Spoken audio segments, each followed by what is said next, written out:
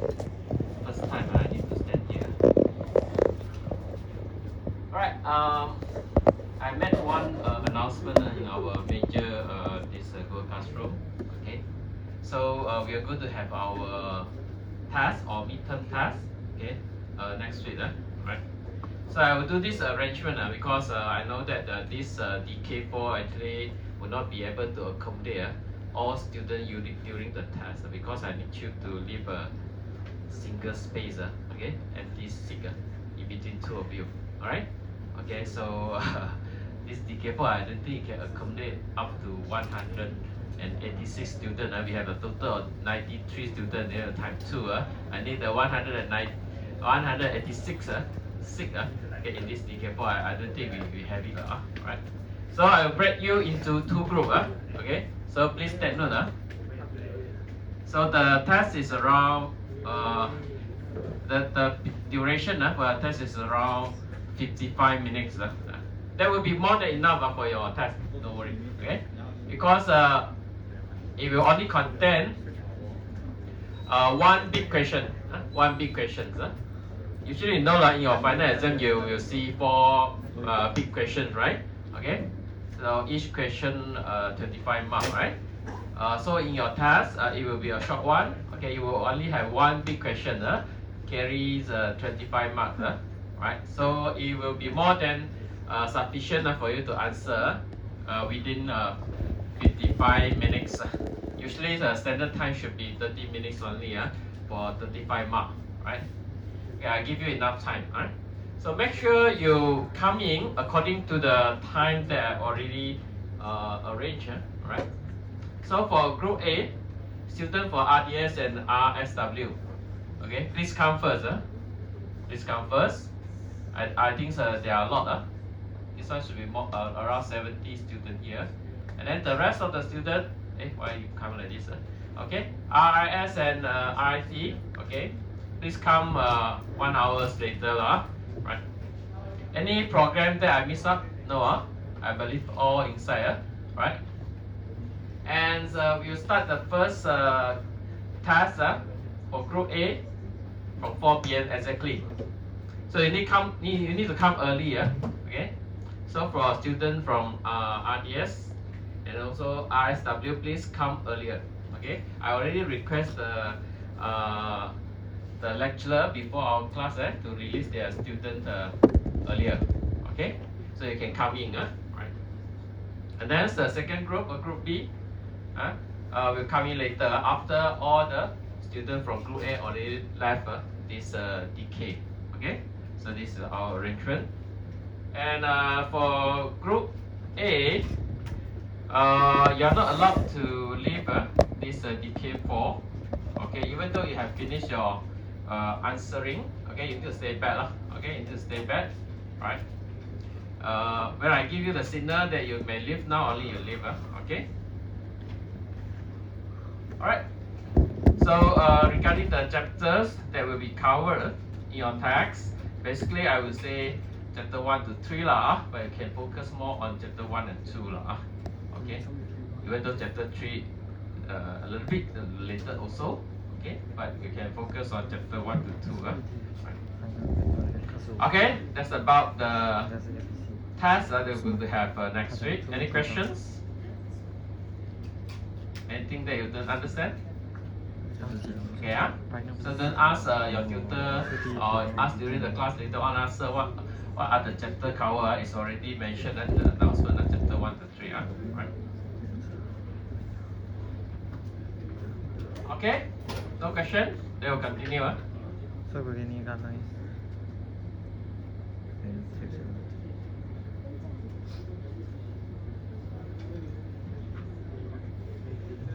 Okay, if I remember correctly, we have still have some parts in our previous chapter not yet covered. So I will go through quickly with you before we move to our new chapter regarding smart contract. Okay, so let me.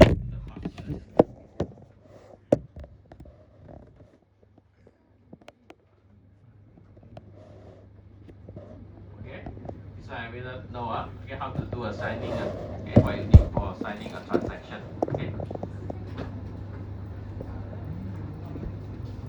Okay, we learned about the concept of native cryptocurrency and Ethereum. Ether, okay, I hope you will understand the relationship between one Ether and this how many? One million, yeah, G way. Okay, so this is a very important information that you need to remember. Okay, 1 billion, 1 billion G way equal to 1 Ether. There are 9 zero behind, 9 zero behind. Okay, so make sure when you're doing your calculation, you know how to do the conversion. This is just a very basic mathematics. The rest are seldom used. The rest are seldom used. We either use Ether or G way most of the time. Okay, also we have go through together the concept of gas. Okay, why it is so important that we actually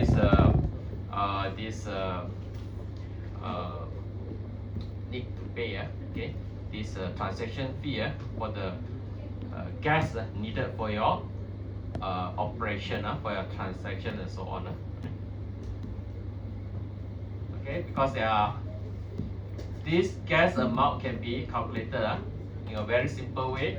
You just add out all the opcode inside your bytecode. Okay, after you have compiled your Solidity source code, you get bytecode, right? I think you have seen before, maybe. Okay, so your bytecode, okay, it depends on what you are doing. Okay, and the gas needed for those opcode will be different. Some will be very cheap. Okay, like only 3 gas or 5 units of gas or 3 units of gas, but some are very expensive. For example, you want to deploy a new contract, that's going to cost you a lot. In this case, you can see the table, 3,000 something, no? Sorry, 32,000 something, 32,000 something. It's a lot of gas needed. They will cost you a lot of transaction fee. Okay. So basically, the transaction fee is very easy for you to calculate. You just need to know the total units of gas that's going to be consumed, right? In total. Okay. For example, for a certain function they want to invoke, multiply. They want to multiply by the price, okay, of each unit of gas. Okay.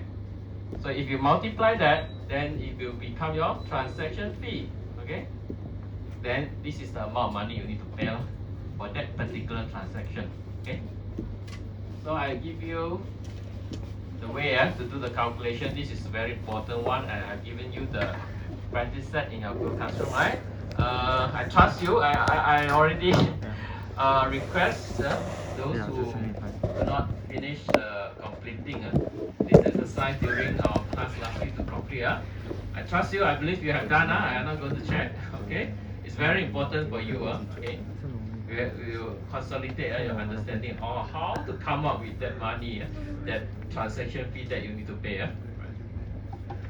So I'm not going to repeat. Okay. Also, you need to know, okay, in this new, I cannot say new, okay, it has been there quite some time. After this upgrade, before that it's not like this, a very simple one. Okay. After this upgrade, London upgrade, it becomes like this. A certain part of the transaction fee, okay, that you pay for your transaction will be burned. Okay, will be burned. Okay, so how to calculate the total amount of Ether that's going to be burned? So just follow this formula. Okay, so the total unit of gas that you use, you multiply by the base fee. This is calculated by the network, right? Okay, you cannot control. Okay, you say how much, then you need to pay. Okay, you cannot adjust. Okay, it's totally calculated by the network based on the network congestion. Okay, so this part will be burned. Only the priority fee, which is the tips, is not going to be burned. It will be given to the validator. Okay, share among the validator. Okay. Okay, remember the calculation. All right, and then also other concept. I think we stop at. These are example of bytecode, the opcode, right? These 3 are the major one, okay? So when you write your this Solidity code, right? after you compile using your compiler, then you get bytecode, right? Okay, and then from that bytecode, you can find, okay, some are actually calling this basic opcode, because usually you need to deploy contract, so you deploy using, you can check, okay, if you turn it into opcode, you find or create us, okay, of course you cannot understand, but this one will cost you a lot of money, right? Alright, when you deploy your contract, this opcode will going to kill you, right? And then if you want to call a certain functions from your smart contract, okay, if you look at the bytecode, they come from your Solidity source code, right? You can also find this opcode called call. This is for you to call a function from another contract, okay? And also there is a very special type, okay, it's called dedicate call. This is also calling a function, okay? But this is specially designed to actually to realize a function like library. If you want to create a library, this is a very useful opcode. Okay, to understand how this work, how this dedicate work, I already shared with you inside our Google Classroom, right? There's a source code for you to explore. You can use Remix to run to have a feeling what happened when you use this dedicate call instead of using normal call. Right? I leave it to you, okay, to explore more if you are interested to know. Okay, also we talk about the Merkle tree, which I mentioned to you. This is going to be something that good for you to know, okay? You don't memorize, it kill you, but I don't think you can really understand the whole thing. But what I want to stress here is that this is something called innovation in Ethereum as compared to Bitcoin. Bitcoin, the Merkle tree is very simple. All of you must understand, okay, how to build a Merkle tree, how to calculate until you get your Merkle root, the hash root. Make sure everyone know that. Okay. Of course, in Ethereum also, they still use Merkle tree. Okay, the data structure is unavoidable, but due to the nature of Ethereum, which require you to be able to run program, execute program, okay, and you need to store a lot of variable, or we call it state variable, inside your Solidity source code, right, inside your program, right? Then the conventional Merkle tree will not work. Okay, so they come up with a version, okay, this is called Practitioner Merkle tree, okay, so you could handle all the situation. Okay, so you have 3 Merkle tree rather than 1. In Ethereum you have 3. Okay, that make your header in your Ethereum a bit different. So it contains 3, right? Yeah, you can see from here, right? 3 root. How you get those root? Okay, actually it's still the same, You're actually building the individual this tree, and then you calculate using the same way. Still know how to calculate Merkle root. The neighboring pair, right, will be combined, and then you hash it, right? And then so you repeat the same thing, and then at the end you get your Merkle root. So please make sure you make your revision on this part, right? All right. Don't worry, okay. Just to show you that it's very important to redesign a new data structure for our Ethereum, and at the end it looks something like this. That will be enough for you already. So this one no need to stretch on. You can read on your own if you are interested. Now I want to go to this part.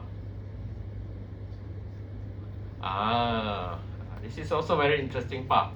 Connecting to Ethereum. Okay, so basically when I say Ethereum network, you can imagine there are a lot of nodes up there interconnecting with each other, right? Okay, work together using the same protocol. They are running the same software. Right? All the nodes are running on the same software. You cannot run a different software that is different from others. Okay, so when you want to develop a blockchain-based application, then you will need to connect to Ethereum network. If you are not connecting to Ethereum network, you are not a blockchain-based application. The one you are developing definitely cannot be called as a blockchain-based application, because it's nothing to do with blockchain. If you want to call it blockchain-based, then you must connect to blockchain, right? Okay, the question is how you connect. How you connect to blockchain? Any idea? There are so many nodes out there. Your application maybe is a web application and so on. Now you want to connect to Ethereum. Then how you should connect? So the answer is you find one node to connect. One node enough. You connect to one node, and that node of course is already interconnected with other nodes in the network. Okay, you must find one node. The next question, which node? Right? One node, right? Connect your application connect to one node enough, right? Okay. But which node that you're going to connect for Ethereum network? There are many options. First option is you do it yourself. You set up this Ethereum client. We call that node. We call it Ethereum client. There's another name for the node. It's called Ethereum client. Okay. So when I say Ethereum client, you should know actually I am referring to a node inside the Ethereum network. Okay. This node you can set it up. No problem. You just download the needed software and do the setting and make it running. Okay, then it will be one of the node participating in the whole Ethereum network. Okay, so you need to prepare. You need to prepare a machine, install with the software, connect to internet, do the setup. Then it will become one of the node participating in the Ethereum network. Then your application just connect to it. Okay, done. Now your application actually connected to Ethereum.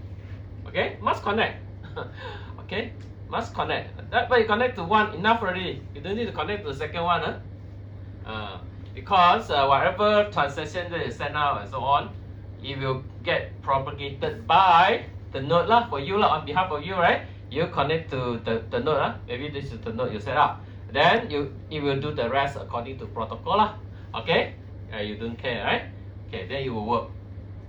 Okay, if you are too lazy or no money or you don't want to set up on your own, also you have other choices. Okay, maybe you get third party this Ethereum node. Okay, so maybe for example this Infura. Okay, you heard Infura. Infura is one cloud-based Ethereum node that you can subscribe to. Okay, you can subscribe to it. Okay. Then you can connect to that node, okay? Or others example will be like Alchemy also, okay? Another possible this node that you can connect to. You need to connect to one. If you want to set up, then you use the one set up by other people but you need to pay You need to subscribe. They will give you API key okay, for you to use that node, okay? For you to connect to that endpoint. We also can call that as an endpoint for you, okay? So this is a must. You must connect via Ethereum client, okay? So these are the famous Ethereum clients, okay? Client software, Ethereum client software, okay? Not the provider, I mean the software that running inside the Ethereum node, okay? Like the famous one will be all these like Gave, Aragon. Aragon is having a big share. Okay, a lot of Ethereum client. Once again, remember when I said Ethereum client means the node, the node in the Ethereum network. Okay, so some can run this Gave, some choose to run Aragon, some choose to run Parity and so on. Doesn't matter, because all are implemented based on the same protocol. Okay, based on the same specification. So they're all going to work in the same way, even though the language used is different. You see this one, like Gave is really implemented in Go language. How many of you know Go? No, never learn, right? Okay, any expert in Go language? Okay, no. And then if you love Parity, you can choose, but the language and programming language used is Rush. Aragon is also using Go. Okay, if you want the ones implemented using Python, then you can install this one. Okay, just choose one's Ethereum client software and install in your machine, then it become your Ethereum node. Then you might be asking why we don't choose the same language to implement Ethereum node, right? Why need to have so many different languages to implement this Ethereum client? See, got Python, Ruby, Java, Go, and so on. Actually, it's a good thing, you know. If imagine all the Ethereum client, the software we use for our Ethereum node, right? We use Python to implement. Let's say a lot of people love Python. Okay, so all the Ethereum clients up there are implemented by Python language. If there is a serious problem with this language, causing some bug and so on, what will happen to the whole Ethereum network? Because all of you choose to use a Python-based Ethereum client. There's no other option. What happened? All kena, right? Correct or not? All will have problem. When there is a problem, maybe in the library or whatever, Python library or a problem, then the whole network will be affected. This is something that we don't want to see to happen. Okay? If we have a portion of the network implemented by other languages, then we still can have some node up and running normally, right? There's no any bug in the Python language because they are implemented in different languages like Go okay, Rust and so on, right? So the network's still alive, okay? So that's why we don't depend on only one language to implement certain node, okay? So this is the message I want to bring to you. Why we have so many these Ethereum clients are available for you to choose. Okay, next let's talk a little bit about Ethereum consensus protocol. Okay, Ethereum is not like Bitcoin. Bitcoin suffer from what? Suffer from the consensus protocol. Even though it's very secure, right? Proof of work, Ethereum, proof of work. Okay, it's very secure. Okay. However, there are some limitation about proof of work. Initially, if last year you joined my class, I will tell you Ethereum run on proof of work also. Okay, but now cannot already, because they have already migrated to proof of stake. They are no longer running on proof of work. Okay, so why they want to change? Why Ethereum want to change? Not easy to change, you know. If initially you use a proof of work, then suddenly you want to change the proof of stake, it's not going to be a very simple process. Actually, it took years, 2 to 3 years for them to plan out, execute step by step. Okay, only at the end last year, they managed to switch the whole thing to proof of stake. Now they are running on proof of stake, which is a good news, okay? Because if Ethereum still running on proof of work, what will happen if Ethereum still running on proof of work? Two major things you immediately can come to your mind. First, of course, power consumption, right? Okay, because proof of work, because you need to do the mathematical puzzle, okay, you always consume a lot of energy. Everyone are competing, right? Okay, to get the answer. Okay, this is first point, first pain point for proof of work. Second thing, it's also not scalable. It's also not scalable. Okay, so that's why now they have moved to proof of stake. Okay, so they have this plan. They want to turn Ethereum into 2.0. Not yet finished. This is a huge project. You need to go through multiple phases, okay, stages. Okay, now they have completed this migration to proof of stake. Okay, and next, okay, for Ethereum, they plan to implement something called shard chain. Okay, to increase the scalability. Okay, even though you switch to proof of stake, actually there is no much improvement on the scalability actually. Okay, we need to further improve the scalability. Okay, so they plans to actually break the whole network into subset. Okay, this one we will talk in detail in our last chapter. Okay, today I'll just briefly let you know. Okay, they have this plan to move to this sharding. We call it sharding. Okay, so they have a partition of your network. The idea is very simple. If now let's imagine now this is our Ethereum network. All of you are the node, Ethereum node. You are all connected to application, let's say. Okay, so if I don't switch, I don't migrate to this, I don't do sharding, okay, I don't create shard change, okay, all of you, you're required to process all the transaction that you receive, because all of you will get those forecasted transaction, right? You cannot run away. Every single transaction you need to process as a node, because you are the Ethereum node, Ethereum client. According to the protocol, you must process lah. For example, put into the memory pool and so on. Then later, someone propose a new block. You're going to do the validation before you put into the ledger, right? You have a lot of things to do. Very busy. Okay. So under this sharding, or we create shard chain. Now we do partition. Okay. So this group of node inside the Ethereum network, hey, don't need to do so much work. Please focus on a certain subset of transaction. Okay? You're not going to handle all transaction. Happy or not? Huh? Happy or? Happy lah. Wow, last time got the 1 million transaction. Now only need to handle about 10,000. Oh, happy, right? Okay. Here also, handle a certain subset of transaction. No need to handle all. And this partition over here also the same thing. You only focus on the transaction assigned to you. Okay, so now you don't need to handle all, means you have more room to handle more, right? Correct or not? Okay, so you can handle more transaction. Okay, so as a result, okay, the whole network will be more scalable. So this is the idea. But until now, actually, they plan to implement this sharding and something called sharding.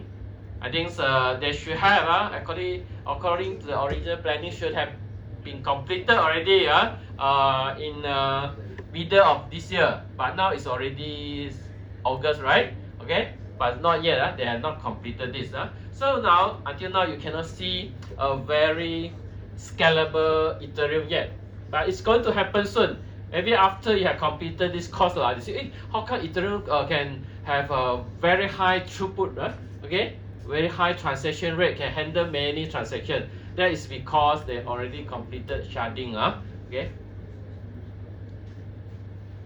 Okay, who actually control Ethereum? There is an organization there, okay, that leading this Ethereum development, and then they have gone through a lot of these changes, upgrades, and so on.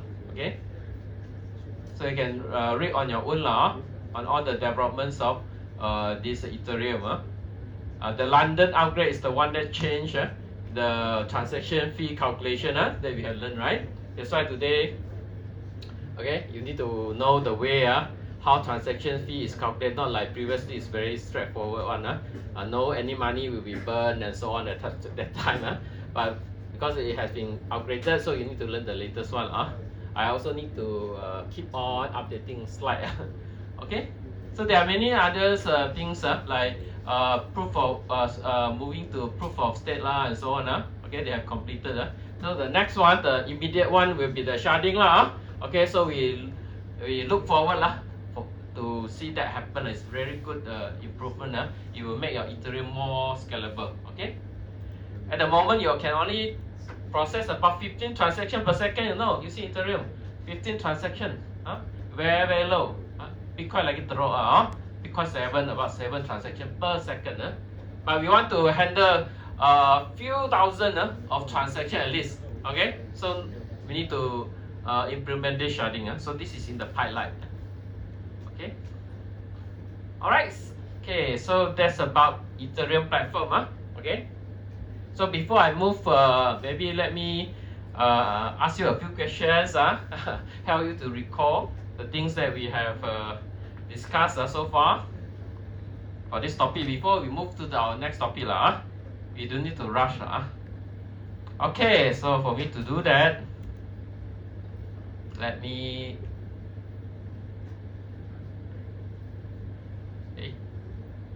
where's my pick a name? Oh, it's here.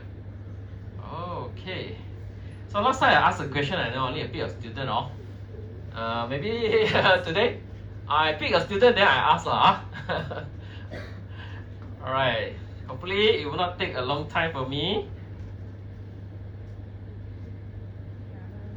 Undefined. Oh yeah, because I haven't choose your this name list. Yes, I need name list. Okay. Oh, okay. Xingru, where are you? Are you here? Xingru, is a he or she? Not here. Okay. Chen Zhang, not here. Next time I go to enforce, whoever not here, then I will invalidate, I'll record down. Okay. I'm just too lazy to do that, Okay. Okay, Xi Hui. Okay, the one not here. Not here. It take me a long time, Next time maybe I ask you to key your name to a file, then I copy from there, I input that name list better. 100%, we get the person. And be honest, if you are here, raise your hand. Yun Kai. Hi, Yun Kai. No response? Normally the first student I pick, I will ask a very simple question one. Okay, Zhi Yuan, also not here. Okay, Kai Cheng. My goodness. Kai Cheng, finally, finally. You want a very difficult or simple one? Simple one, okay, simple one. When is your midterm? Next week. And on which day? Thursday. What time? For minor. Yeah. Mine is 5:05. Yeah, from which program? IS. Oh, IS, 4 p.m. to 4:55. 5. 50. Okay. RIS. Okay. This is not a question. Okay. Let me know 1 ether equal to how many G way? How many zero behind? I always ask. 9 0. So it is 1 billion, right? Correct. 9 0 behind 1 billion, correct? Okay, 1 billion G way, Okay, very good. Okay, next question. Easy, easy, right? Okay, is that Ho Liang? Ho Liang, hi, Ho Liang, where are you? Okay, Ho Liang, yeah, 6 so behind. Next time, sit here. Okay, between proof of work and proof of state, which one will consume more energy? So easy, Okay, this is not my question. Next question for you, Okay, this is too easy, right? Okay, why proof of work consume more energy?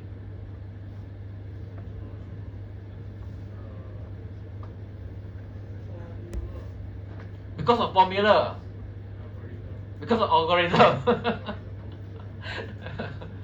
How many marks I should give if 5 marks?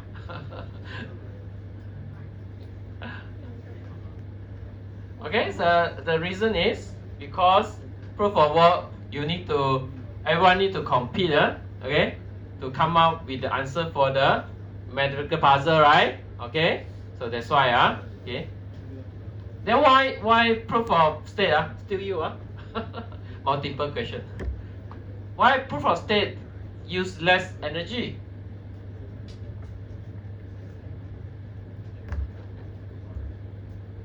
Why? Very simple, right? It would not require you to do calculation. You don't need to solve the mathematical puzzle, right? Okay.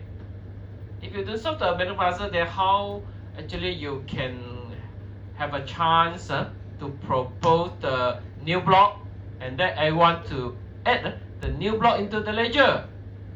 How? Maybe you ask another person. Okay. We still need a consensus protocol for us to get the right block, right? Someone must propose, right? The new block, right? Of course, not everyone lah. Okay. In a proof of stake, not everyone going to compete. You don't need to compete like in Bitcoin or in proof of work. Everyone going to compete as a miner to come out the answer. Then you can propose a new block already, right? Come out the answer for the medical puzzle. You can propose a new block. But in proof of stake, different thing. Not everyone. Some will not involve. Will not be involved. Then how? Okay, Wei Han. Is Wei Han here? Wei Han? Not here? Why all of you looking behind?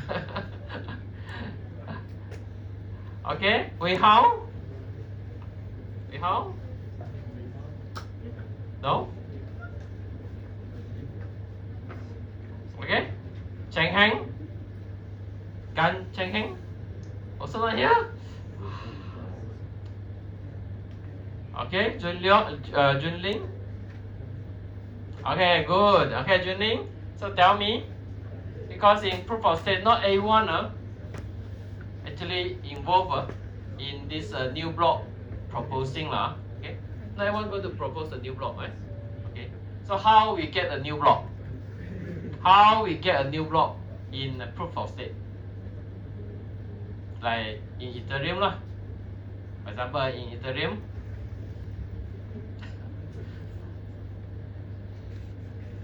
Everyone please think also, since proof of stake will not require everyone to compete to try to solve the middle puzzle. Okay, because the winner will have a chance. The first to come up with answer will propagate the block it already prepared, right? Okay, for other to accept, to validate and then accept. But in proof of stake, different thing. You don't need some. It's just do diam lah. You don't do anything. Because there will be a designated group of validator up there to do the job. So in proof of stake, we have time slot also. For every time slot, we will assign validator randomly. Okay, the fixed number of validators. Of course, whether you will be chosen or not, very much depend on how much you stake. How much you stake your money. Okay. Of course, if you stake more, the chances of being selected actually higher. Okay, so you will be the lucky validators out there. Okay, we call it validator. We want to differentiate from proof of work. Proof of work, they call it miner. Okay, I want to use miner. Okay, we call them validator in this case. And then for this particular time slot and this group of validators that are selected, not everyone proposing.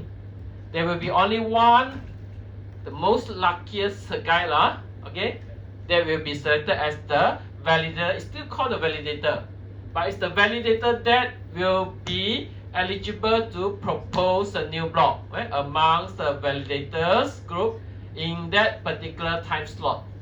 Okay, so that guy will propose lah. Okay, so he can propose whatever. Then the rest, what will be the rest in the validator group will do? They will do the validation. They will try to vote later on. Okay, whether this block is valid or not valid lah. Okay, it's valid, just say yes. Cast a vote. So if the new block proposed by that luckiest validator, okay, have the majority vote, then that block will be accepted lah. That block will be broadcast to all the nodes inside the network. Okay, so do you see any competitions to solve a very power consumptive these medical puzzles and so on that happen in proof of work? No, right? Okay, so that's why it greatly reduces the power consumption by 99%. It's a huge reduction, okay, as compared to proof of work. Okay, don't want to ask about proof of work anymore. Let me choose another guy to ask a different question. Jala, are you here? Okay, Jala. Oh, okay. What question should I ask? Okay, let me know. how many Mercuries are there in Ethereum? In Bitcoin there is one, okay. But in Ethereum, how many Mercury? Definitely more than one. Just a wild guess. Okay, Chala?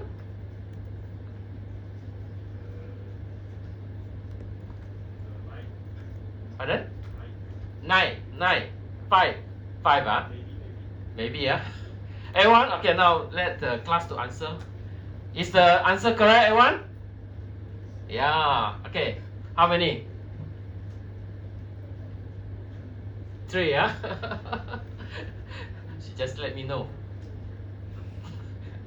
3, yeah? Okay, yes, correct, 3, yeah? Okay, so there are many Mercury, yeah? Very complicated data structure inside this, Okay, last question before we move to our next chapter. Okay, what should I ask? Alright. Tell me, who is that? Oh, Jisan. Jisan, are you here? Jisan? Okay, Jisan. Tell me whether this statement is true or false. True or false only, 50-50 chance. Okay. So, to calculate the Merkle root or hash root, okay? The Merkle root from a Merkle tree, it will involve encryption algorithm. Is it correct or not correct? True or false? To calculate, because we need to calculate the root, right? It's called Merkle root, right? For a Merkle tree, and then put inside the header of a block, right? Okay. So is it correct that we actually need to involve encryption algorithm? True. Okay, class, give me the answer. True or false? How come no voice one? We ask our friend here. Wow, searching through slide already. So is it true or false that we need to use encryption algorithm to come up with the Merkle root of your Merkle tree? I hope everyone can imagine how a Merkle tree look like. Okay? You tell me you don't know what is a Merkle tree. Okay? So to calculate the Merkle root, the one on the top, right? Okay? It's a hash value, right? Hash value. Okay, so is it correct that I say it will involve encryption algorithm?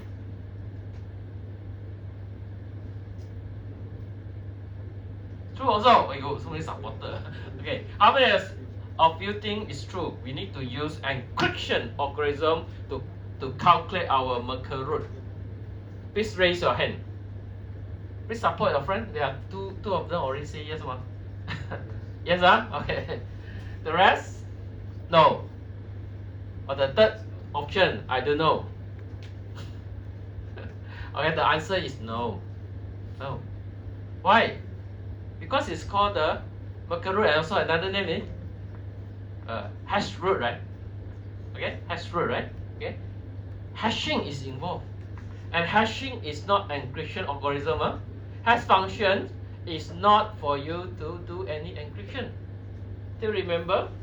Okay, it's just a fingerprint of something that let you to represent something. Okay, it's not going to become something that has been encrypted at the end. Encryption algorithm is for you to do encryption. You are trying to turn something into unreadable form, but that unreadable form, if you have got the correct key, you still can decrypt it back to the original plain text, right? Okay, original message you can see, right? But hashing is different. Like a transaction, right? You will do first layer of hashing, right? Your transaction and hash it, you will get your hash value for this transaction, right? But from the hash value, there is no way for you to revert, to do anything to get back your original transaction, right? It's one-way function.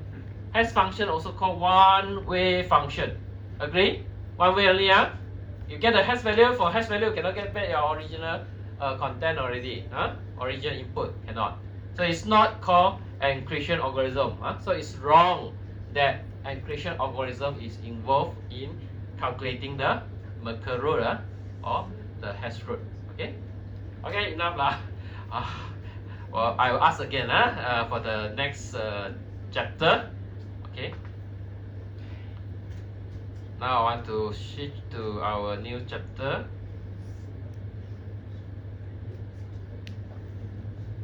Okay, we are going to continue with our story, and this today there's one important thing that you need to really understand.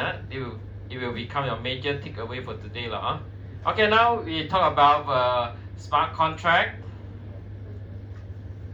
Okay, so this is also once again another big innovation from Ethereum. We discussed about very complicated data structure. It's called the partition Merkle tree, right? There's a new variants of Merkle tree introduced in Ethereum, and also Ethereum's introduced smart contract. Smart contracts, very important. Okay, this is something that not available in Bitcoin. Okay, so Bitcoin can only let you to transfer money, right? You cannot do other things, okay. But the founder of Ethereum, okay, would like this Ethereum be able to handle all kind of tasks. Okay, so to accomplish the task, we need to do programming, okay. And the program that has been coded, okay, can be run on this platform, okay. And then it is guaranteed that it will be executed, okay. And no one can change the code. This is very important. If not, we cannot say this is a smart contract. It's not a smart contract. Okay. We need to deploy our code, okay, in an environment that's trustable. I'm sure that someone cannot go and change the business logic in my code, right? Very important. So we need that kind of platform. And blockchain platform is a very suitable kind of platform for us to put our program there. Okay? If you put your program on a cloud environment, it is there is a chance that people will be able to access and change your code, okay, including the logic inside, okay. So this is not a good place to actually to store and also execute our program. Okay, your program might not be executed. Okay, so we need to guarantee that. Okay, when you want to have something like smart contract that allows you to implement all kinds of procedure, business logic, policy, and so on, we must put those programs on a right platform, which is called blockchain. Okay, without blockchain, you know that structure got block got link can store something, right? Can store something, then you can store our program. Agree? Okay, because I can store something. When I store my program is just a data record or whatever. Okay, so inside the ledger, then you cannot change anymore. Okay, and it's a transparent, especially for public blockchain. It's transparent. The program I put there, I can go and check, the smart contract that you have written, even though you have compiled into bytecode and then put inside the ledger, right? Okay, it's there forever there, no one can change, and also at the same time it's transparent because I can go and check the code. Because if I cannot check your code, then I cannot be convinced, okay, what you're going to do. Okay, you say your program is going to do A, B, C, D, E, but is it really doing that? Okay, or you have hidden procedure, hidden things there inside a program. I don't know, right? I cannot see, right? Like those commercial product, right? Like Microsoft Windows, can you know what happening inside? Can you see? Can you check? Cannot, right? Okay, so we must be able to check. If you really want to trust this smart contract, okay, then I can believe. Like let's say voting application, is my vote really counted? Is it really counted in your voting application? Okay, so can I be confident that your program actually will take my vote and and then at the end we will be used to increase the number of votes received by a candidate and so on. Okay, I must be able to check the whole business logic, okay, inside your code. Okay, so here this smart contract can do. Okay, because you put in the blockchain and then allow people to this access. Okay, even though it's not your original source code, it doesn't matter because we still can retrieve your bytecode. Okay, we can do reverse engineering. In fact, if you go to Explorer like Etherscan and so on, you can access to smart contract, right? Okay, you just type the address of certain smart contract that you know, or you search anything then you can get the bytecode. You cannot see bytecode, doesn't matter, use another tool. Okay, then it will display the original solidity code for you. Then you can study if you be able to understand, it's okay If you don't understand, don't do it It's a waste of time. But if you feel this kind of transparency, so that's why with all these things, we can have something called smart contract. That will be useful for you. Okay? So whatever that you have coded, it will be guaranteed that it will be executed as long as the conditions are met. Right? All these are defined by you as a smart contract programmer. Okay, what to do, right? Okay, but this blockchain platform will give you the guarantee it will be executed where it must be executed. For example, maybe you seldom sign agreement at your age I believe. How many agreement you have signed before? Have you signed any agreement before? Like tenancy agreement Now where are you staying? TBR. Our friend? Where are you staying now? Ipoh. Kepong. Oh, this one not a good case. Not good example. Our friend, where are you staying? Nearby? Renting a house? Hotel. A hostel. Hostel don't need to sign also. Anyone need to sign any tenancy agreement with your landlord? Yes, okay, good example. Right? So this is a contract, right? It's kind of contract. It can be called as an agreement or many names, okay? But basically it's a contract. Inside contract got what? Clauses, right? Okay? So if you don't pay your rental for 3 months, what will happen? Things like that. If you damage certain, what will happen? And so on, right? Okay. So smart contract actually can turn your contract into smart contract and then deploy into blockchain. Okay. The good thing is, if you do this, when the conditions are met, for example, you have not paid your rental more than 3 months, right? Then you should the deposit should be forfeited and so on, right? Okay, all these things can be automatically executed. Okay, using your smart contract, guarantee it will be executed. You don't need to call for lawyers and so troublesome. Okay, you can enforce whatever clauses, conditions inside your contract. Okay, so this is the purpose of smart contract. Okay, now let's take a look at one. Okay, follow the story. Okay, because I think you have done a lot of smart contract deployment in your practical, right? Okay, I believe most of you don't know what happened at the background. You just follow the instruction using Remis, create a code and then compile it and then deploy, right? Okay. Actually, this is what happened. Okay, this is what happened when you deploy a contract.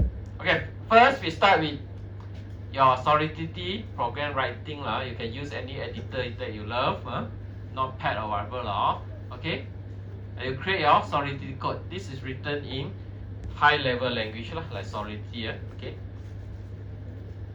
and then you do the compilation, right? Compilations.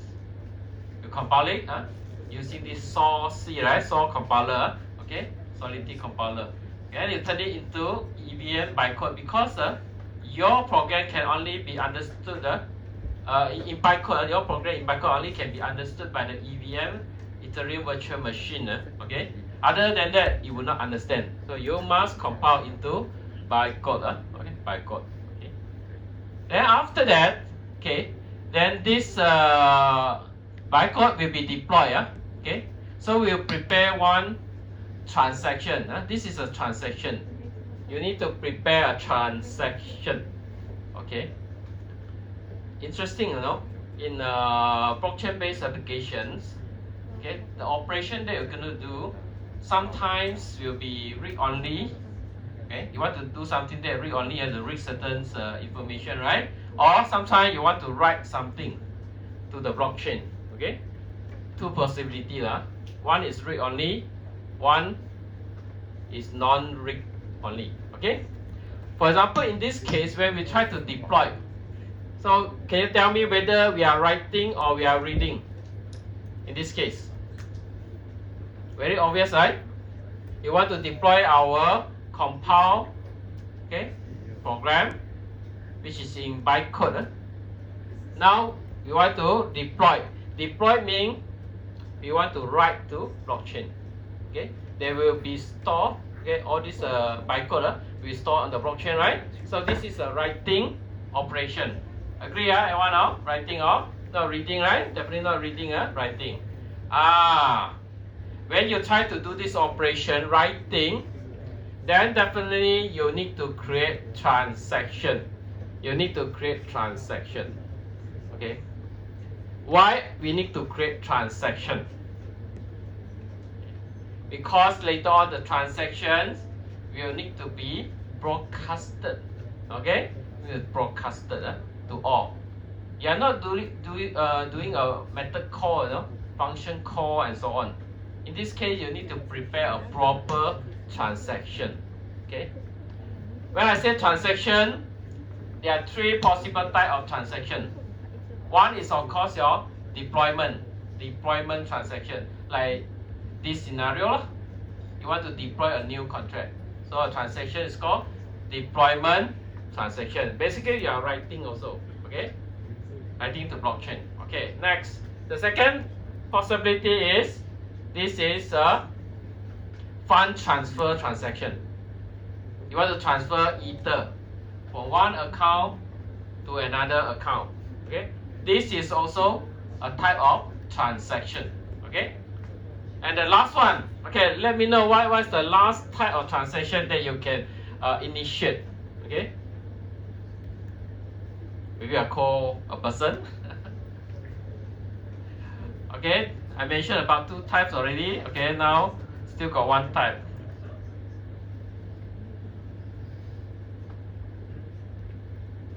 Okay, Yongjin. Yongjin, are you here? Not here? Junxiang? Junxiang, are you here? Not here? Junling? Junling's just a call, right? No. Wei Hao? Wei Hao, are you here? No? Jia X? I think repeated, is it? How come? This one not yet, I think. Okay, Terror? Are you here? No, also? Junho just a call, I remember. Wei En. Nicholas not here, Okay. Nicholas, are you here? No? Oh, here. Okay, Nicholas. I have mentioned two types of transaction. The first one, deployment transaction. Second one is transfer. Okay, money transfer transaction. Okay. The last one is what kind of possible transaction that you know? In this course, right? You always hear about transaction, right? Okay, so in Ethereum, what kind of transaction you can do? Of course, you can deploy smart contract. Of course, you can transfer money to someone. And the last type of transaction is? No? Okay. A1, the last time is function invocation. Function invocation. You know, in your smart contract, you already prepare many functions, right? Okay? Of course, you hope someone will use someone will invoke the function, right? So when you want to invoke function, you need to create this type of transaction. Once again, transaction. You need to prepare transaction for your application. Okay? If you want to call a certain function in a certain smart contract. Okay? So remember everyone, there are three types of transaction in Ethereum. Deployment transaction, this transfer related transaction, and also the last one, function invocation related transaction. Function invocation. Okay. Okay. So here we are discussing about the scenario related to deployment transaction. Okay. So we need to prepare transaction. So where is the transaction in this diagram? This one, no? Okay. So you need to have basic information there, from where, okay, from which address, who is the deployer of your smart contract, and then the gas okay, needed for these transactions, and so on. So before you send the transaction, you need to prepare all this information. Okay, so in your programming, your apps, okay, usually you need to go through all this process to prepare a proper transaction. Of course, because this is a deployment transaction, of course you expect you put the bytecode here inside the transaction also. Okay, you see bytecode is here inside a transaction. Okay, in your remix, when you compile, after you compile, you want to deploy, actually you take the bytecode, put inside the transaction. Before send out, must prepare the transaction properly, or whatever thing needed must be there. Okay, okay, then you have the transaction ready. Then what will be the next thing? It will, of course, send to your local full node. Okay, our friends, local full node, what does it mean? Just now, I mentioned the application must connect to one of the node inside your Ethereum network, right? Correct or not? Okay, so your application must send to that guy. That guy is called local full node. Okay, local full node is the node that your application is connecting to. Okay, like your Remix. If you use Remix, you also need to specify that local full node. Okay, you must send to that guy. You cannot send to another different node. Okay, because you are connecting to that node. So whatever transaction they have prepared, send to that node. Okay, correct or not? Okay, no way. No other means. Alright. Okay, then this node will do the necessary law.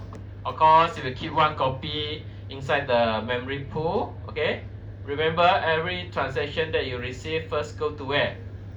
Memory pool. So maybe existing a lot of existing transaction already waiting there inside a memory pool.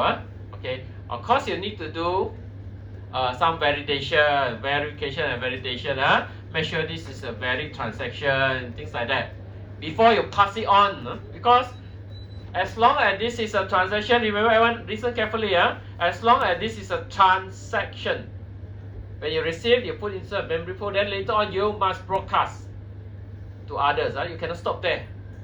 Okay, you have to copy there enough? No, you must have to broadcast further to others connected node. And of course, you are not doing blind broadcasting. You need to check whether it's valid or not valid. The transaction received from the application that connected to you.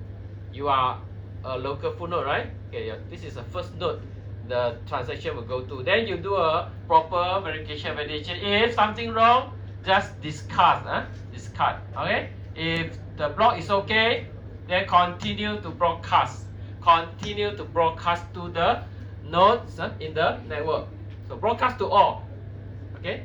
So every node will know what to do because they are all running on the same kind of Ethereum client. Even though the language you use to implement might be different, but we'll do the same thing. Okay. Okay. So for example here just now, so this same transaction will go to broadcast to others. Okay. It will go to many full node until these transactions go to a validator. Okay, a validator, then the story change a bit story will change a bit. Okay, so imagine the transaction already inside the memory pool of this validator. Validator is the one that's going to propose the luckiest one. Okay, going to propose a new block. Okay, so you pick up, let's say your transaction fee that you put inside attractive enough. So this validator will put this particular transaction with this ID, okay, inside a block. Okay, inside a block. Okay, so you propose follow the proof of stake consensus protocol. Okay, so this transaction, deployment transaction, will be included in the block. Okay, And then this block, because you are the validator, okay, after the proof of state process protocol, then this block is accepted, right? So it will be broadcast to all the full node to be added into the ledger, Of course, before adding to your ledger, a full node going to do verification and so on, okay, verification and validation. It's a normal process Cannot simply take and put, okay. So this is what happens when you deploy a contract. Okay. So now where is your contract? Where is your smart contract that you want to deploy? Actually, now your contract stay in the ledger of every node. So every node now will have your smart contract. Okay, inside the storage already. Become part of the transaction inside a block. Okay. Okay. Then here, after this happen, okay. After this happen, okay, then the contract address, okay, will be calculated based on all these things, okay, based on all these things, based on the address creating the contract, the sender address okay, and then also some other information, okay, like nonce, okay, okay. So the detailed process is like this, okay. The sender address and the nonce are LRP encoded. The hash with this hashing algorithm, okay, they become the smart contract address. This is how you get your smart contract address. You have a new address or account, okay. Contract account, address and account are interchangeable basically. When I say you get this contract address, mean you get contract account also. Okay. So what is the purpose of giving this contract account? Okay. This contract account is retrievable. Okay. Okay. Because later on you're going to interact with the smart contract, right? There's no point for you to deploy smart contract if you are not going to use it later on, right? Then what's the purpose for you to deploy, right? Because you want to use it. You want user to use it. Not necessarily you want to use it, no? Other people also can use. Anyone also can use. If there is no control in your smart contract to say who can use, who cannot use, then everyone can use. But when I want to use your smart contract, when I want to invoke some function inside a smart contract, I must know your smart contract address. If you don't tell me the smart contract address, how am I going to access your smart contract, right? How am I going to invoke certain function inside a smart contract? There's no way for me to do that, right? I must know exactly what's your smart contract address. And this is how you get the smart contract address. It's calculated in this way. Okay? Alright, so now the smart contract is inside your blockchain, inside a ledger they can use anytime. Okay, now if you have no question, I want to move on to this one. Okay, let's look at another scenario. Now assume you already deployed successfully your smart contract. Got smart contract address for you to invoke the function inside smart contract. Okay. Let's say application now want to use just any application. Okay. So the same thing. If you actually prepare one transaction, and the transactions will be put inside the memory pool of the local full node and then broadcasted out. Same process. You receive must put inside the memory pool first, and then after that you do some checking. Okay, and then you broadcast if there is no problem with the transaction. Okay. And you can imagine what will be inside the transaction. Okay. So this is not deployment, because you cannot expect the transaction it contain bytecode, no bytecode. So in this case, can you guess if I want to involve a certain function? So what will be the content of the transaction? Remember, when we want to write something, okay, we need to prepare a transaction. If you want to read something, let's say you want to call a certain function to read something, you don't need to prepare transaction. Read-only operation will never require you to prepare any transaction. Okay, but now let's assume the function that we want to involve in this case is a function that going to write something, going to change the state of your smart contract. Some variable, for example, A will be increased, become from 1 to 2. This is writing, right? This is writing. Okay, in this case, we prepare the transaction. So this transaction will contain what kind of information? Can you roughly guess? I let you to have 1 or 2 minutes to think about that. Just now we want to deploy a contract using a transaction. Yes, we can imagine inside got bytecode, right? The major content with the bytecode. Now I just want to invoke a writing function, not read-only function. For example, to increment certain value and so on, to change the certain stack variable and so on. This kind of function. So what will be inside the transaction? When you're writing, you must prepare transaction. But the question is, what will be inside the transaction? You can think logically, lah.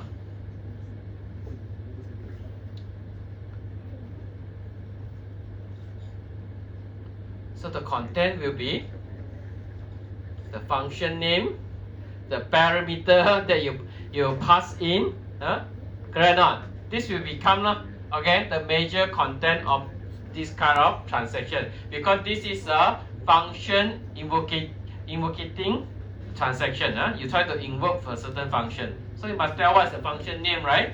Okay, and also the address of the contract, right? You want to invoke function. Function come from where? Come from smart contract, right? So smart contract, which smart contract? There are thousands, millions of smart contract up there inside the blockchain, right? Inside Ethereum network. You're trying to invoke function, you must tell me the specific address of the smart contract. Okay, so you cannot run away telling this information in your transaction. Then after that, you tell the function name, okay, and then the parameter that you're going to pass in. Okay, all this inside the transaction. Okay, and then you pass on. Okay, so these transactions will reach validator once again. First, you put inside the memory pool, and later on, you follow the proof of stake, consensus protocol. Maybe this transaction you pay once again a higher transaction fee. Okay, of course the validator will their eyes will become very big, and then pick up your transaction, and then your transaction will be put inside the new block. This validator going to propose.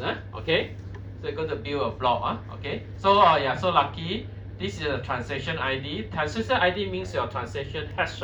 Okay, transaction hash value. Okay, so this will become the block that's going to broadcast to all. Inside this is your function invocation transaction.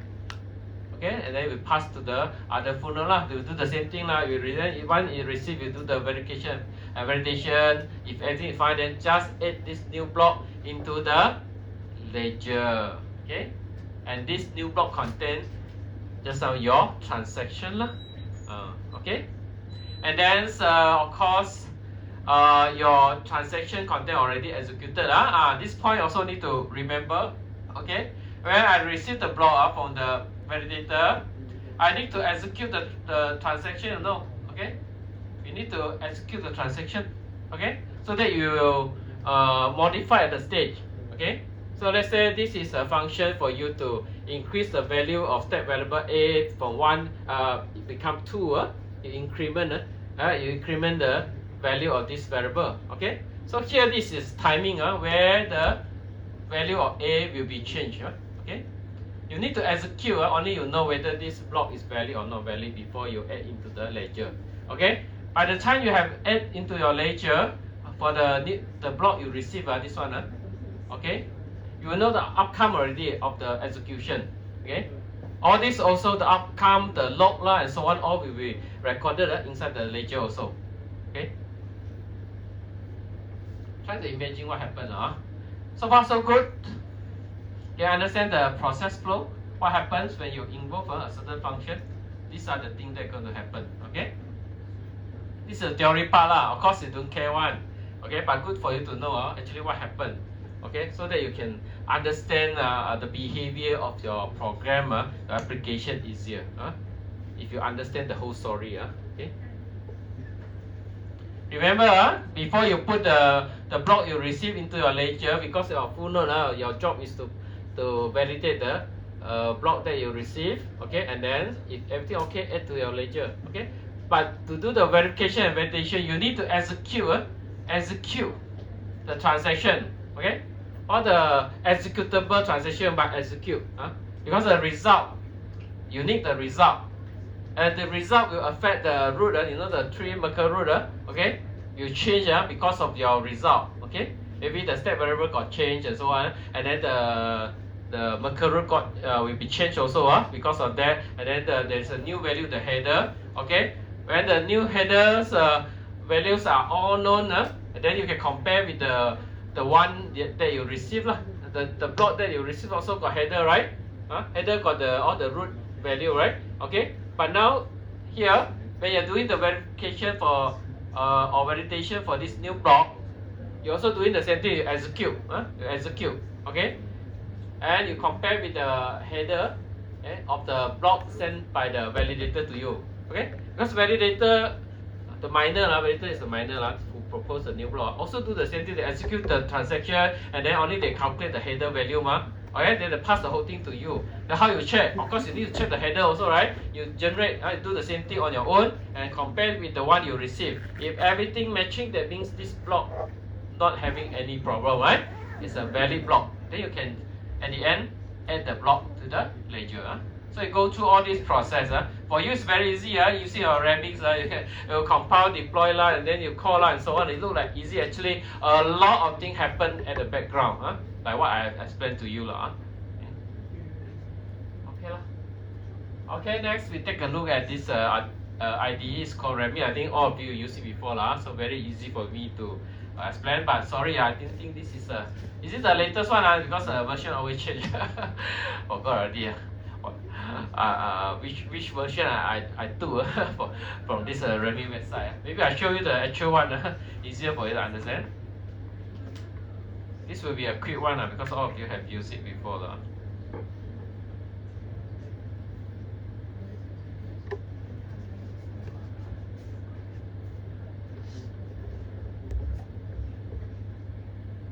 Is it the same? I also cannot remember.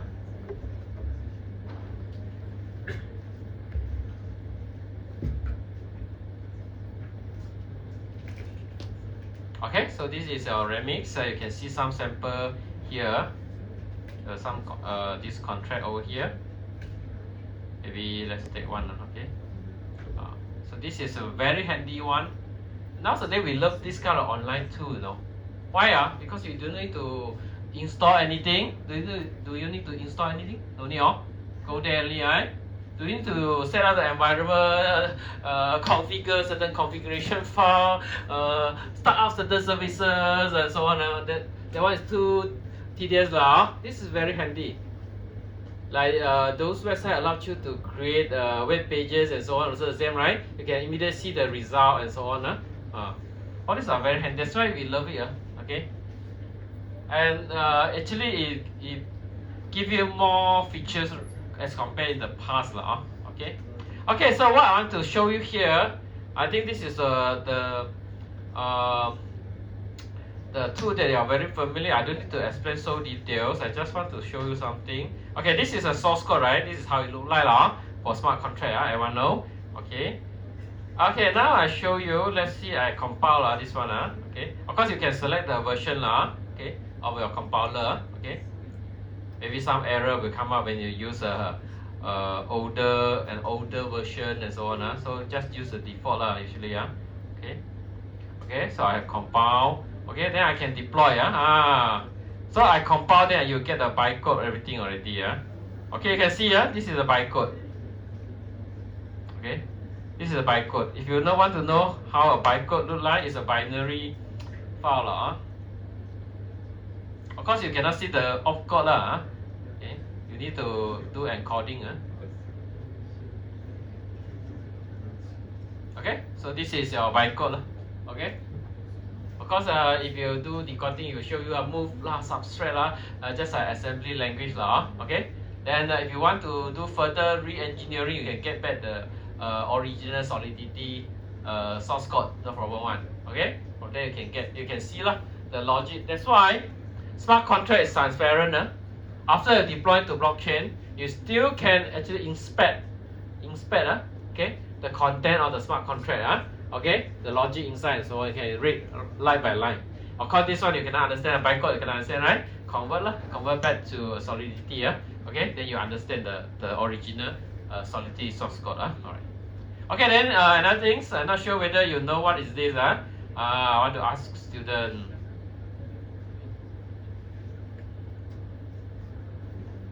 That. Okay, here. Okay, you can see here one. Is it too small for you? Over here, there is something called, after your compilation, right? There is something called ABI. Okay, have you tried to click on this ABI before and see the content? Have you? No? Okay, ABI. Okay. Now let me copy lah. Okay, and show it to you. Okay, this is the ABI. ABI stands for what? Application Binary Interface. Application Binary Interface. So it looks something like in JSON format lah. Okay. So I paste here. It's something like this. So this is your ABI. Do you know what's the purpose of this one? In your lab, okay, have you any? I cannot remember. In your lab, you have manipulate. I don't know. I mean, you have take a look at this ABI before? No. Okay. First time to see this ABI? First time? Really? First time? Have never touched before. Okay. So, what is the purpose of this one? Actually, I will mention it maybe in another chapter. But today, I just want to mention one property mentioned inside this ABI. Okay. So you can look at here. I want you to focus on this part. Okay. State mutability. State mutability. Okay. So this one contains a lot of information about your smart contract. Like the function name is also inside. Function name. Inside this smart contract, actually there are two functions. Okay. One is called retrieve. Let me check. Okay. There's a retrieve function, right? This one, right? Retrieve. Okay. Retrieve means reading or writing. Retrieve function you can guess already. This function is going to write something, or it's just going to read something only. Which one?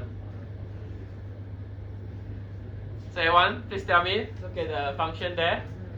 Retrieve. Do you think this is a read-only function? Anyone think this is a read-only function? Can you raise your hand? Read-only function, meaning that it's not going to change any state inside your smart contract. Not going to change any state variable. Is it a read-only? So obvious. Retrieve. When you hear the name of the function, you should guess already. Is it? Hello, our friend. Is it read or write function? Read, right? Very obvious. Okay. So how you know? Because the name you know. How you know? Tell me how you know. How you know? If I use another name, I use a Japanese name and so on, then you don't know. It's just a function name. You can use any function. I'm Japanese. I love to type Japanese word. I know the function. Okay. But you don't know. Then how you know is this read only? Okay. Okay. The keyword here you can see. Everyone can see here. There's a keyword indicating this is a read. Okay. This is a keyword. View. Even though you don't understand, let's say this is not a function name that's easily guessable. Okay. Maybe I say function A, then I'll tell you A is read function or write function. You don't know, right? Okay. But you can look at this keyword called view. Okay. View is a read-only function only. This one we'll touch on next week. Okay. But what I want to tell you here is all this information will be captured into this ABI.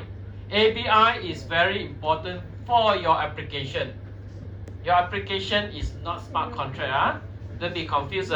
Smart contract is something carry business logic and so on. They put on blockchain. That's all. That is not your application that user want to use. Okay. So your applications only involve function from your smart contract. They will call function like retrieve lah. Another one is what? Store, right? Okay.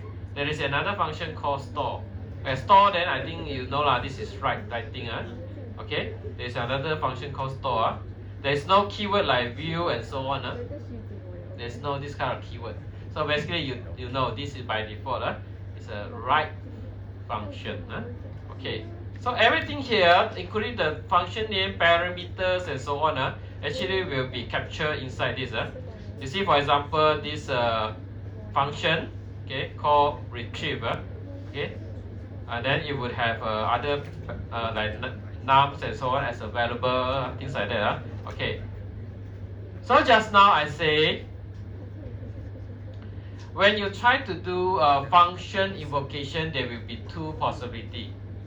Basically, you are going to involve a function, but you don't know whether now your application want to perform a write operation or read only operation. Because everyone listen carefully.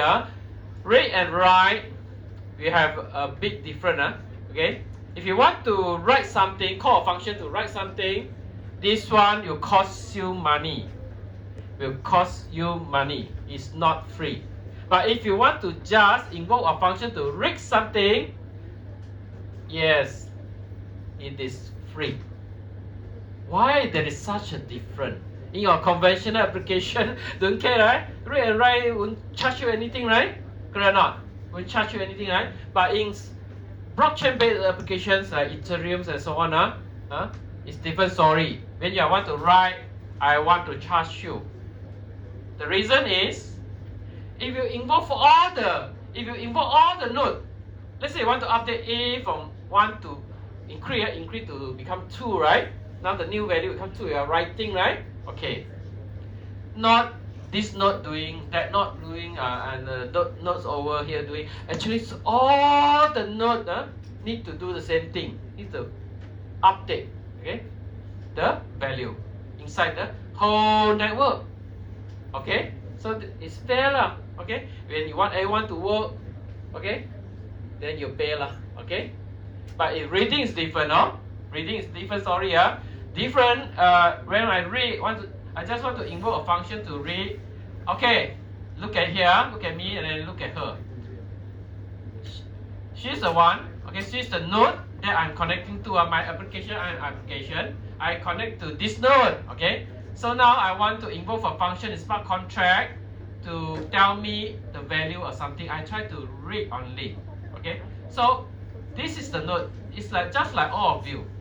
You are belonging to one Ethereum network. So she also got the smart contract that contain the function I want to invoke lah. Okay, so I tell you, I just invoke a function. Just now I tell you the process, right? You just need to prepare, okay, a transaction, okay, and then put the content of the function names and so on, right? Okay, and then here you tell me, okay, you can tell me, and then that thing that I just use a function code. In this case, I won't actually create a transaction.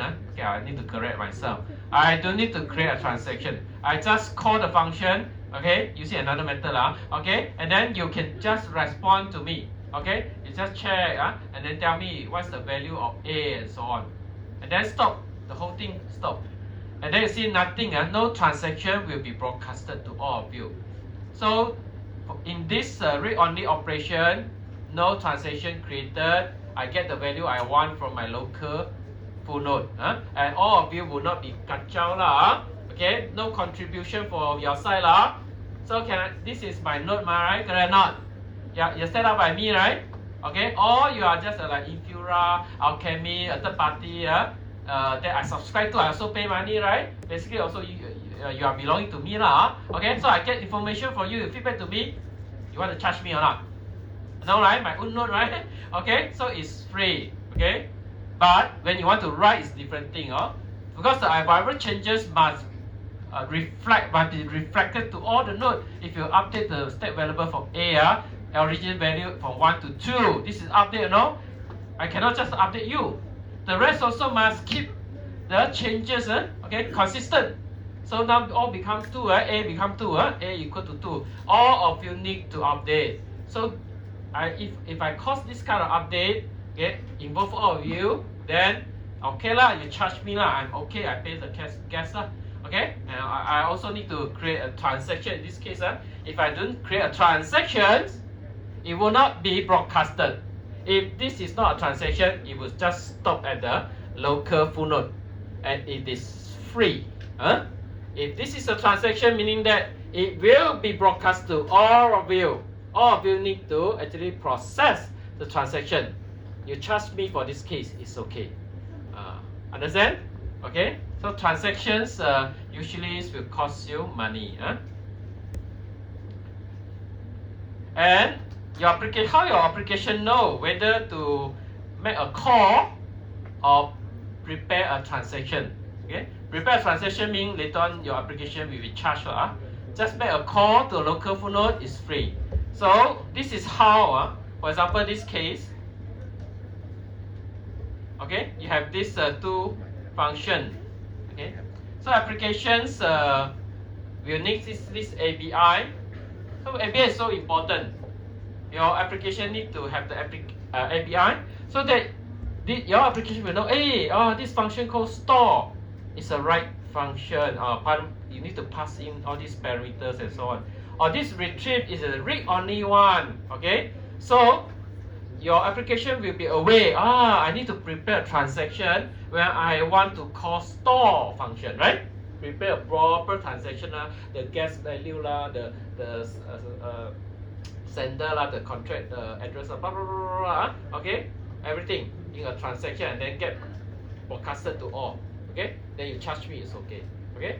When I just want to retrieve, then I just make a call, okay? In my program, I will differentiate, okay? I just a simple call to my local node and local node give me the value, settle, okay? Finish the whole thing, okay? So this ABI, okay, is the one that's going to give you the information about all the function inside your smart contract. Okay, so before any application can interact with a smart contract, it can actually achieve this API from the blockchain record itself, from the ledger itself. This one API now I'm getting for Remis during the compilation. I also create, but there is also a copy that also recorded when during the time you deploy your contract. This API function also recorded into ledger. It stays permanently in the ledger.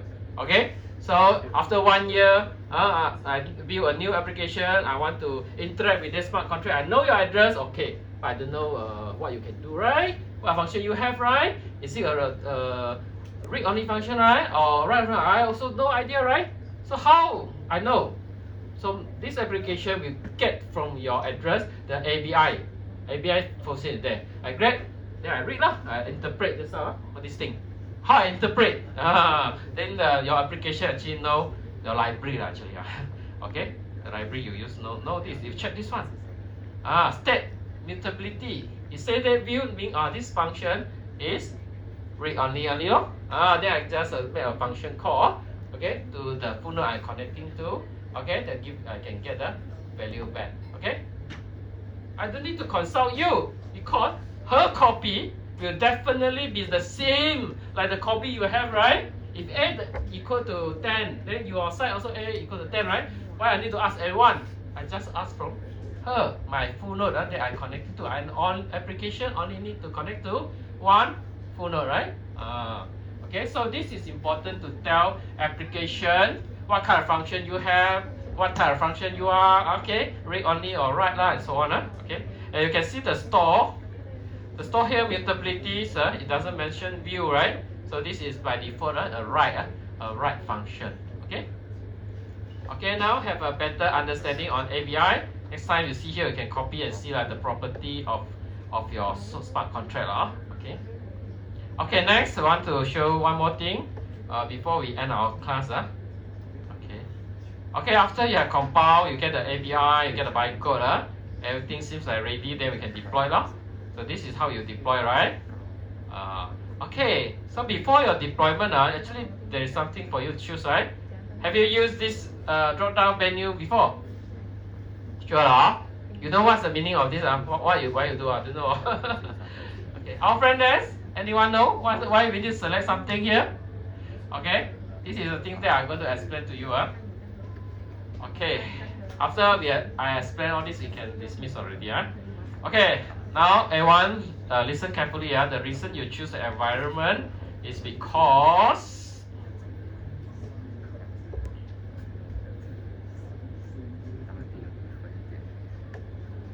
okay.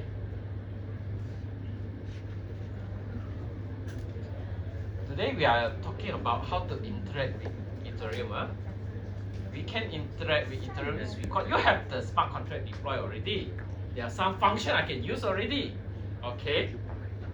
But actually to invoke function, just now I say we can invoke function. But actually this is not an easy task. It's very susah. Okay. Because you need to understand low-level communication to reach out to your Ethereum node, Ethereum clients. Okay. This is components inside a full node that I have discussed with you last time, right?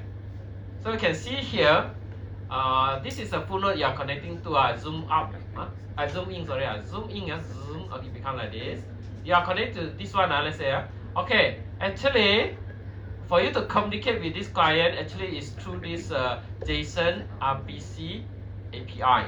Okay, so the underlying protocol is a remote procedure invocation related protocol RPC Okay, it's in JSON format one Okay, and then of course, when you look at the word API, you know Okay, there are some functionality that you can use, right? Okay, you can use all the API prepared for you to use. So this component here explores a lot of things that this particular Ethereum node can do for you. A lot of things it can expose to you, so it prepare API for you. But it's in this protocol and this format, RPC and JSON. Okay.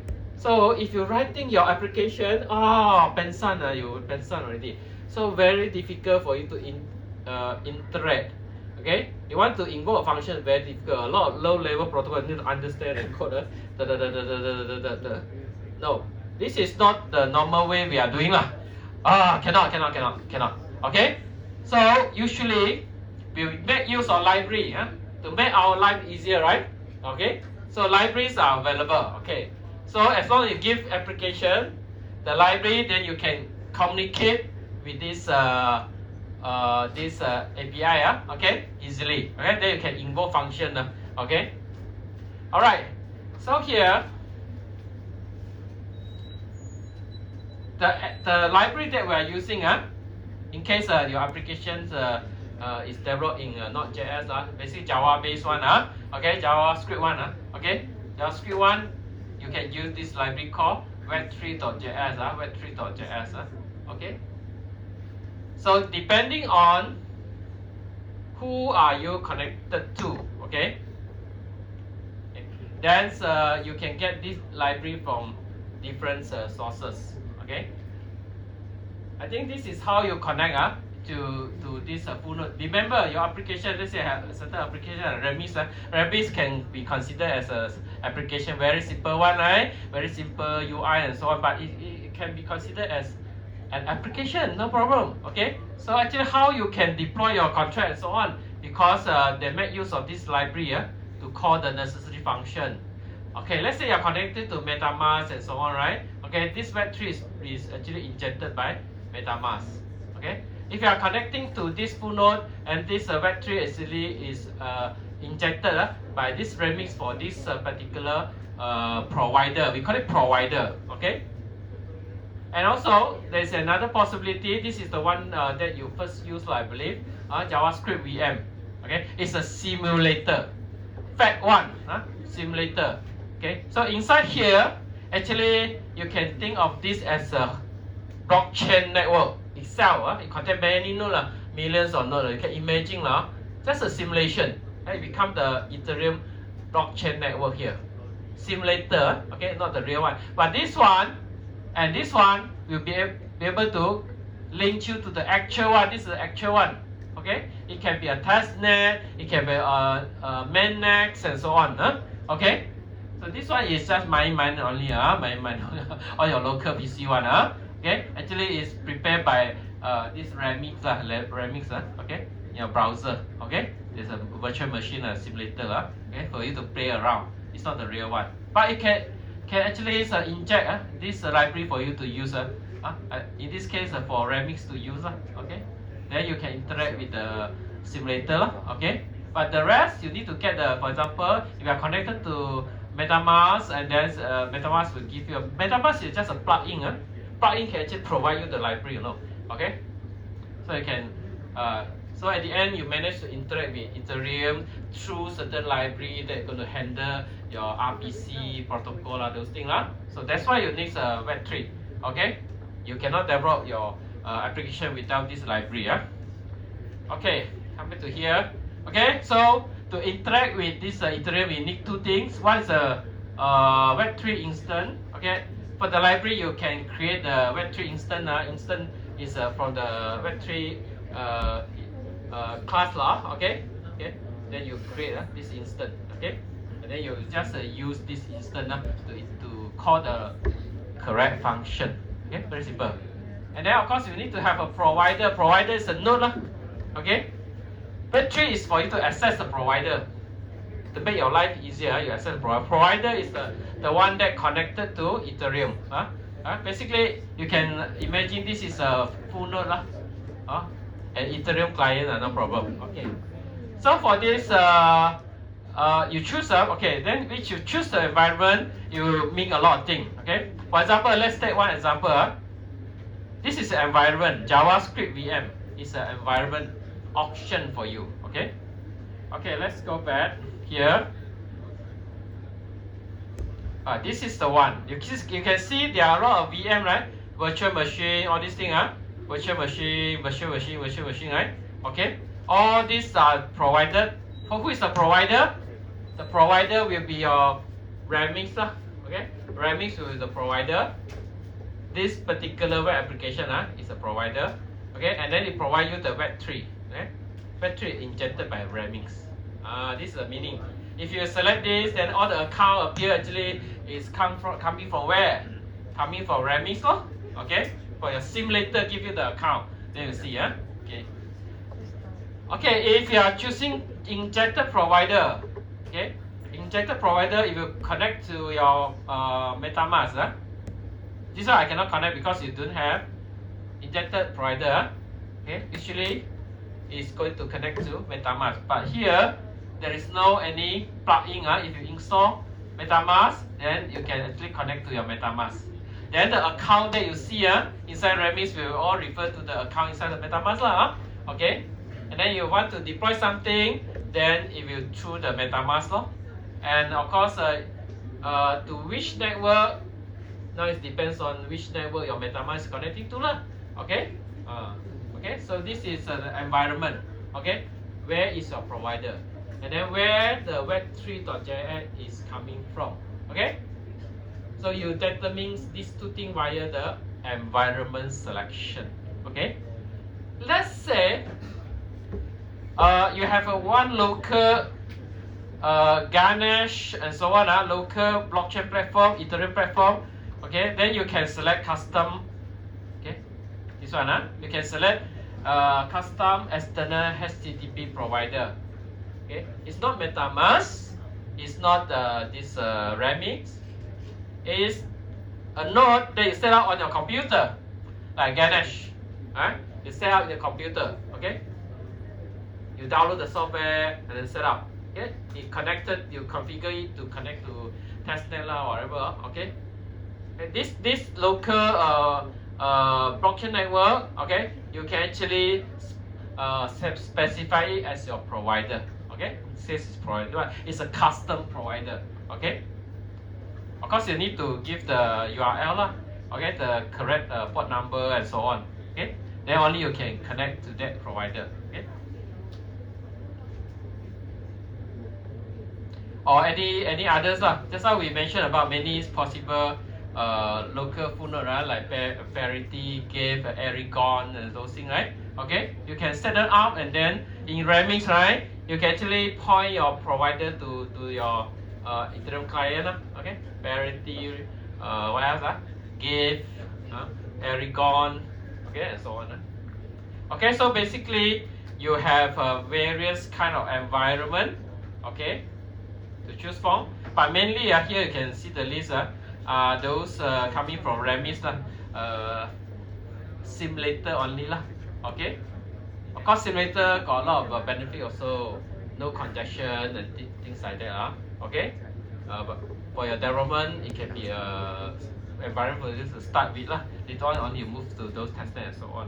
Okay, so I repeat before we dismiss. So what is the environment? Why you choose this? Okay, now you should understand, because from different environment I'll get the Web3.js from different places.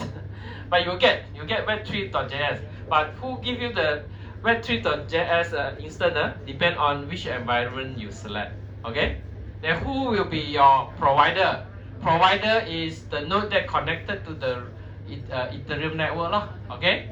So different on your setting. If you select this virtual machine, like this all virtual machine, by default is connected to this environment, virtual machine. That means your blockchain coming from where? It's just a simulator inside your Remix environment. Your Remix, you close your Remix, bye bye. Okay, your Ethereum blockchain network gone. Okay, it comes together with Remix one. Okay, provider is provided by Remix. Web3.js also provided by Remix. If you choose an injected provider, that means it connect to MetaMask. Then your provider not coming from Remix. Provider is coming from the real network that your MetaMask is connecting to. Okay, let's say connect to the mainnet, connect to the testnet, and so on, right? Okay, this is provider. And then the Web3 also coming from the MetaMask. MetaMask inject. MetaMask is a plugin, can inject this Web3 for you to use in your Remix. Without this Web3.js to Salo, you want to interact with the Ethereum network. Okay, remember, with different environment, you get the Web3.js from different places, and then you get a different provider. Right? Okay lah. So I think it's time up already, right? Oh, I have to give you the most important one. Yeah, no one remind me. Okay, quickly take up your handphone, keying.